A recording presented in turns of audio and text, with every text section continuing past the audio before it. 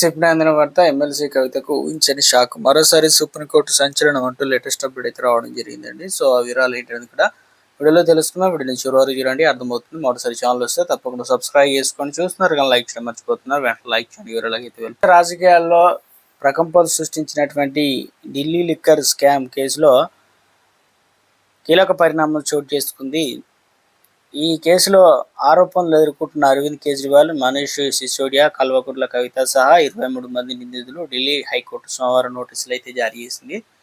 ఏం చెప్తారు ఏంటంటే, రౌస్ అవెన్యూ కోర్టు నిందితులకు ఊరట కలిగిస్తూ ఇటీవల ఇచ్చిన తీర్పును ఢిల్లీ హైకోర్టులో సిబిఐ సవాల్ చేసిందనమాట. ఇటీవల కాలంలో ఈడీ క్లియరెన్స్ ఇచ్చిన సిబిఐ మాత్రం ఈ క్రమంలో సిబిఐ పిటిషన్ పైన సోమవారం హైకోర్టు విచారణ చేసింది.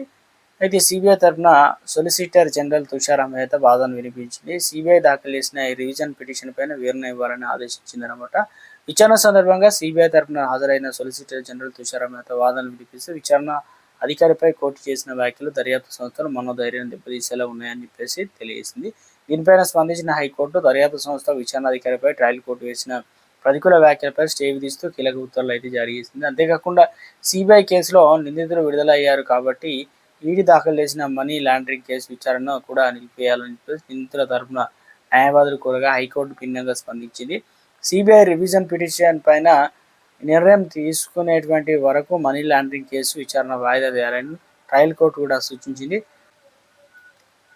ఇటీవల రౌస్ అవెన్యూ కోర్టులో లిక్కర్ స్కామ్ కేసులో కీలక వ్యాఖ్యలు చేసింది. దర్యాప్తు సంస్థలు సిబిఐ, ఈడీ దాఖలు చేసిన ఛార్జ్షీట్లోని కొన్ని అంశాలపై స్పష్టత లేదని, సాక్ష్యాధారాల సేకరణలో జాప్యం జరుగుతుందని కోర్టు అభిప్రాయపడింది. కొందరు నిందితులు తమపై ఉన్న కేసులను కొట్టివేయాలని డిశ్చార్జ్ కోరుతూ దాఖలు చేసిన పిటిషన్ పైన రౌస్ అవెన్యూ కోర్టు సానుకూలంగా స్పందించింది. కేవలం ఆరోపణలతో కేసు దర్యాప్తు జరిగిందని, తగినన్ని ప్రాథమిక ఆధారాలు లేకుండా నిందితులు ఎక్కువ కాలం జైల్లో ఉంచడం లేదా విచారణ చేయడం సాగదీయడం సరికాదని కోర్టు అయితే తెలియజేసింది.